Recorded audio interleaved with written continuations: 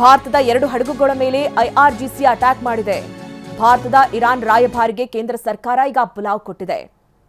ನೋಡಿ, ಇದ್ದಕ್ಕಿದ್ದಂತೆ ಅಟ್ಯಾಕ್ ನಡೆದಿದೆ. ಈಗ ವಿಡಿಯೋ ರೆಕಾರ್ಡ್ ಸಂಭಾಷಣೆಯನ್ನ ಕೂಡ ಕೇಳಿಸ್ಕೊಂಡ್ರಿ. ಅಲ್ಲಿ ಹೇಳ್ತಾರೆ, ನೀವು ನನಗೆ ಪರ್ಮಿಷನ್ ಅನ್ನ ಕೊಟ್ಟಿದ್ದೀರಿ, ನನ್ನ ಲೀಸ್ಟ್ ಅಲ್ಲಿ ನಾನು 2ನೇ ಸ್ಥಾನದಲ್ಲಿದ್ದೀನಿ, ಆದ್ರೂ ಕೂಡ ಅಟ್ಯಾಕ್ ನಡೀತಾ ಇದೆ ಅನ್ನುವಂತಹ ಮಾತನ್ನ. ಅಂದ್ರೆ ಈ ಸರ್ಕಾರದಲ್ಲಿ, ಇರಾನ್ನ ಸರ್ಕಾರದಲ್ಲಿ ಒಂದಷ್ಟು ಗೊಂದಲ ಇರೋದು ಇಲ್ಲಿ ಸ್ಪಷ್ಟವಾಗ್ತಾ ಇದೆ.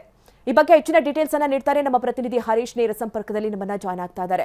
ಹರೀಶ್, ನಾವು ಗಮನಿಸ್ತಾ ಇರೋ ಹಾಗೆ ಈಗ ಯುದ್ಧ ನಡೀತಾ ಇದ್ದಂತಹ ಸಂದರ್ಭದಲ್ಲೇ ನಮ್ಮ ಭಾರತದ ಹಲವು ಹಡಗುಗಳು ಹರ್ಮುಜ್ ಅನ್ನ ದಾಟಿ ಬಂದಿದೆ. ಈಗ ಕದನ ವಿರಾಮ ಇದೆ, ಅದರ ಜೊತೆಯಲ್ಲಿ ಹರ್ಮುಜ್ ಸಂಚಾರಕ್ಕೆ ಏನು ಓಪನ್ ಆಗಿದೆ ಅನ್ನುವಂತಹ ಮಾತುಗಳು ಕೂಡ ಹೇಳ್ತಾ ಇದ್ರು. ಇದೆಲ್ಲದರ ಮಧ್ಯೆ ಈಗ ಭಾರತದ ಹಡಗುಗಳ ಮೇಲೆ ಅಟ್ಯಾಕ್ ಆಗ್ತಾ ಇದೆ ಅಂದ್ರೆ ಯಾವ ಕಾರಣದಿಂದಾಗಿ? ಏನಾದ್ರೂ ಗೊಂದಲಗಳು ಏರ್ಪಟ್ಟಿದೆಯಾ? ಹೇಗೆ ಹರೀಶ್?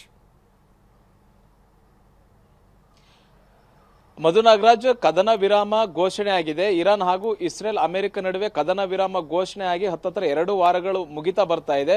ಕದನ ವಿರಾಮ ಮುಗಿಯೋದಕ್ಕೆ ಇನ್ನು ಕೇವಲ 2 ದಿವಸ ಮಾತ್ರ ಬಾಕಿ ಉಳಿದಿರುವಂತಹದ್ದು. ಮಂಗಳವಾರ ಸಂಜೆಯ ವೇಳೆಗೆ ಕದನ ವಿರಾಮ ಮುಕ್ತಾಯ ಆಗುತ್ತೆ. ಮುಂದೆ ಯುದ್ಧ ಶುರುವಾಗುತ್ತೋ ಅಥವಾ ಕದನ ವಿರಾಮ ಇನ್ನೂ ಎಕ್ಸ್ಟೆಂಡ್ ಆಗುತ್ತೋ ಅನ್ನುವಂಥದ್ರ ಬಗ್ಗೆ ಯಾವುದೇ ರೀತಿಯಾದಂಥ ಸ್ಪಷ್ಟತೆ ಇಲ್ಲ. 2ನೇ ಸುತ್ತಿನ ಮಾತುಕತೆಯ ಬಗ್ಗೆ ಕೂಡ ಎಲ್ಲಿ ನಡೆಯುತ್ತೆ, ಎಲ್ಲಿ ಜಾಗ ಅನ್ನುವಂಥದ್ರ ಬಗ್ಗೆ ಇನ್ನೂ ಸ್ಪಷ್ಟತೆ ಸಿಗ್ತಾ ಇಲ್ಲ. ಇದರ ಮಧ್ಯೆ ಹರ್ಮುಜ್ ಜಲಸಂಧಿಯನ್ನ ಓಪನ್ ಮಾಡಿದ್ದಂತಹ ಇರಾನ್ ಮತ್ತೆ ಈಗ ಬಂದ್ ಮಾಡಿರುವಂತಹದ್ದು. ಎರ್ರಾಬಿರ್ರಿ ದಾಳಿಯನ್ನ ನಡೆಸ್ತಾ ಇದೆ. ಯಾವುದೇ ದೇಶದ ಹಡಗುಗಳು ಸಂಚಾರ ಮಾಡಿದ್ರು ಕೂಡ ಅಲ್ಲಿ ಗುಂಡಿನ ದಾಳಿ ನಡೀತಾ ಇದೆ. ನಿನ್ನೆ ಒಟ್ಟು 14 ಹಡಗುಗಳು ಹರ್ಮುಜ್ ಜಲಸಂಧಿಯನ್ನ ದಾಟಬೇಕು ಅನ್ನುವಂತ ನಿಟ್ಟಿನಲ್ಲಿ ಪ್ರಯತ್ನವನ್ನ ಮಾಡಿದಂತ ಸಂದರ್ಭದಲ್ಲಿ ಇರಾನ್ ಏಕಾಏಕಿ ದಾಳಿಯನ್ನ ಮಾಡಿರುವಂತಹದ್ದು. ಇರಾನ್ ಮಿಲಿಟರಿ ಹಡಗುಗಳ ಮೇಲೆ ದಾಳಿಯನ್ನ ಮಾಡಿದೆ. ಇಲ್ಲಿ ಭಾರತದ 7 ಹಡಗುಗಳು ಮೇಲೆ ದಾಳಿಯನ್ನ ನಡೆದಿದೆ. ಆದ್ರೆ ಪ್ರಮುಖವಾಗಿ 2 ಹಡಗುಗಳಿಗೆ ಇರಾನ್ ಗುಂಡಿನ ದಾಳಿಯನ್ನ ಮಾಡಿದೆ, ಮತ್ತೆ ಹಡಗುಗಳು ವಾಪಸ್ ಹೋಗಿರುವಂತಹದ್ದು. ಅದರಲ್ಲಿ 1 ಹಡಗು ಮಾತ್ರ ತಪ್ಪಿಸಿಕೊಂಡು ಭಾರತದ ಕರಾವಳಿಯ ಕಡೆಗೆ ಬರ್ತಾ ಇದೆ ಅನ್ನುವಂತಹ ಮಾಹಿತಿ ಸಿಗ್ತಾ ಇದೆ. ಇದರಲ್ಲಿ ಯಾಕೆ ಈ ರೀತಿಯಾದಂತ ಇರಾನ್ ದಾಳಿ ಮಾಡ್ತಿದೆ?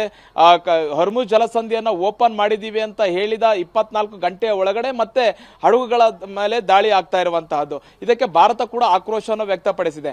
ಒಂದ್ ಕಡೆ ಅಮೆರಿಕ ಹೇಳ್ತಾ ಇದೆ ಹರ್ಮುಜ್ ಜಲಸಂಧಿ ಓಪನ್ ಆಗಿದೆ, ಇರಾನ್ ಅಲ್ಲಿ ಬಚ್ಚಿಟ್ಟಿದ್ದಂತಹ ಜಲ ಬಾಂಬ್ಗಳನ್ನೆಲ್ಲವೂ ಕೂಡ ಇರಾನ್ ಹಾಗೂ ಅಮೆರಿಕದ ನೌಕಾಪಡೆಗಳು ಅದನ್ನ ತೆರವುಗೊಳಿಸ್ತಾ ಇದ್ದಾವೆ.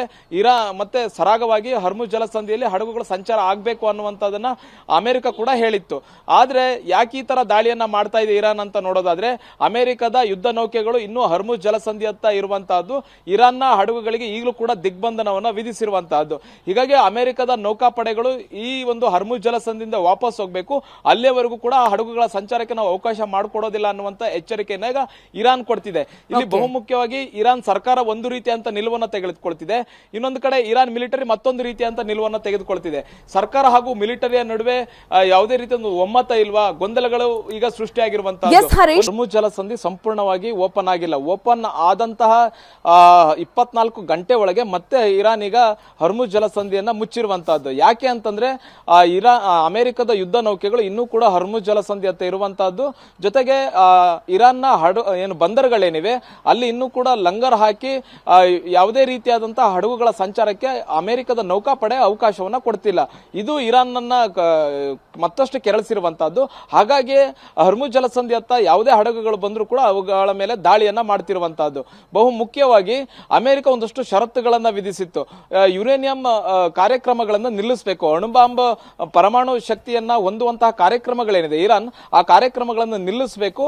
ಹಾಗಿದ್ದಾಗ ಮಾತ್ರ ನಾವು ಯುದ್ಧ ನೌಕೆಗಳನ್ನ ವಾಪಸ್ ಕರೆಸ್ಕೊಳ್ತೇವೆ ಅನ್ನುವಂತಹ ಒಂದು ಷರತ್ತನ್ನ ಅಮೆರಿಕ ಇಟ್ಟಿತ್ತು. ಮತ್ತೆ 2ನೇ ಮಾತುಕತೆಯ ಬಗ್ಗೆ ಕೂಡ ಯುರೇನಿಯಂ ಬಗ್ಗೆನೇ ಚರ್ಚೆ ಆಗುವಂತಹದ್ದು. ಮುಂದಿನ 20 ವರ್ಷಗಳ ಕಾಲ ಇರಾನ್ ಯಾವುದೇ ರೀತಿಯಾದಂತಹ ಯುರೇನಿಯಂ ಕಾರ್ಯಕ್ರಮಗಳನ್ನ ಹಮ್ಮಿಕೊಳ್ಳಂಗಿಲ್ಲ. ಅಂದ್ರೆ ಯುರೇನಿಯಂ ಸಂಸ್ಕರಣ ಆಗಿರ್ಬೋದು, ಪುಷ್ಟೀಕರಣ ಆಗಿರ್ಬೋದು, ಯಾವುದೇ ಕಾರ್ಯಕ್ರಮಗಳನ್ನ ಇರಾನ್ ಹಮ್ಮಿಕೊಳ್ಬಾರ್ದು. ಮುಂದಿನ 20 ವರ್ಷಗಳ ಕಾಲ ಪರಮಾಣು ಅಸ್ತ್ರವನ್ನ ಹೊಂದುವಂತ ಯಾವುದೇ ಕಾರ್ಯಕ್ರಮಗಳಲ್ಲಿ ಇರಾನ್ ಭಾಗಿಯಾಗಬಾರದು ಅನ್ನುವಂತಹ ಷರತ್ತನ್ನ ಅಮೆರಿಕ ವಿಧಿಸಿದೆ. ಆದ್ರೆ ಈ ಷರತ್ತನ್ನ ಈಗ ಇರಾನ್ ಒಪ್ಕೊಳ್ತಾ ಇಲ್ಲ. ನಾವು ಯುರೇನಿಯಂ ತಯಾರಿಕೆಯನ್ನು ಮುಂದುವರಿಸ್ತೇವೆ, ಮತ್ತೆ ಪರಮಾಣು ಹೊಂದುವಂತಹ ಕಾರ್ಯಕ್ರಮಗಳನ್ನು ನಾವು ಮುಂದುವರಿಸ್ತೇವೆ. ನಮ್ಮ ದೇಶದ ಭದ್ರತೆಗೆ, ನಮ್ಮ ನಾಗರಿಕರ ರಕ್ಷಣೆಗೆ ನಾವು ಪರಮಾಣು ಶಕ್ತಿ ಮತ್ತೆ ಪರಮಾಣು ಬಾಂಬ್ ಅನ್ನ ಹೊಂದುವಂತಹದ್ದು ನಮಗೆ ಅಗತ್ಯ ಆಗಿದೆ. ನಾವು ಈ ಒಂದು ಕಾರ್ಯಕ್ರಮವನ್ನ ತಡೆ ಹಿಡಿಲಿಕ್ಕೆ ಅಥವಾ ನಮ್ಮ ಯುರೇನಿಯಂ ಅನ್ನ ವಶಪಡಿಸಿಕೊಳ್ಳಲಿಕ್ಕೆ ಯಾರಿಗೂ ನಾವು ಅವಕಾಶವನ್ನ ಕೊಡೋದಿಲ್ಲ ಅನ್ನುವಂತ ಎಚ್ಚರಿಕೆಯನ್ನ ಇರಾನ್ ಕೊಡ್ತಿದೆ. ಹಾಗಾಗಿ ಅಮೆರಿಕದ ಯುದ್ಧ ನೌಕೆಗಳು ಹರ್ಮುಜ್ ಜಲಸಂಧಿಯಲ್ಲಿ ಈಗ ಇರಾನ್ನ ಹಡಗುಗಳಿಗೆ ದಿಗ್ಬಂಧನವನ್ನು ವಿಧಿಸಿರುವಂತಹದ್ದು. ಯಾವಾಗ ಯುದ್ಧ ನೌಕೆಗಳು ಇನ್ನು ಹರ್ಮುಜ್ ಜಲಸಂಧಿಯಲ್ಲಿ ಇದ್ದಾವೆ, ಆ ಕಾರಣಕ್ಕೋಸ್ಕರ ಹರ್ಮುಜ್ ಜಲಸಂಧಿಯನ್ನ ಈಗ ಇರಾನ್ ಮತ್ತೆ ತನ್ನ ವಶಕ್ಕೆ ಪಡೆದುಕೊಂಡು ಯಾವುದೇ ಹಡಗುಗಳ ಸಂಚಾರಕ್ಕೆ ಅವಕಾಶವನ್ನ ಕೊಡ್ತಿಲ್ಲ. ಇನ್ನೊಂದ್ ಕಡೆ ಎರಡನೇ ಸುತ್ತಿನ ಮಾತುಕತೆ ಎಲ್ಲಿ ನಡೆಯುತ್ತೆ ಅನ್ನುವಂಥದ್ರ ಬಗ್ಗೆ ಸ್ಪಷ್ಟತೆ ಇಲ್ಲ. ಪಾಕಿಸ್ತಾನದ ಸೇನಾ ಮುಖ್ಯಸ್ಥ ಆಸಿಮ್ ಮುನೀರ್ ಅವ್ರ ಬಗ್ಗೆ ಕೂಡ ಈಗ ಸಾಕಷ್ಟು ವಿವಾದಾತ್ಮಕ ಗೊಂದಲಕಾರಿ ಹೇಳಿಕೆಗಳು ಬರ್ತಿದೆ.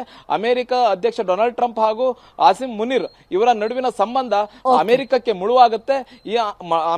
ಮುಳುವಾಗುತ್ತೆ ಅನ್ನುವಂತ ಎಚ್ಚರಿಕೆಯನ್ನ ಪಾಕಿಸ್ತಾನದ ಮಾಜಿ ಸೇನಾ ಜನರಲ್ ಅವರು ಎಚ್ಚರಿಕೆಯನ್ನ ಕೊಟ್ಟಿದ್ದಾರೆ. ಮಧು ನಾಗರಾಜ್.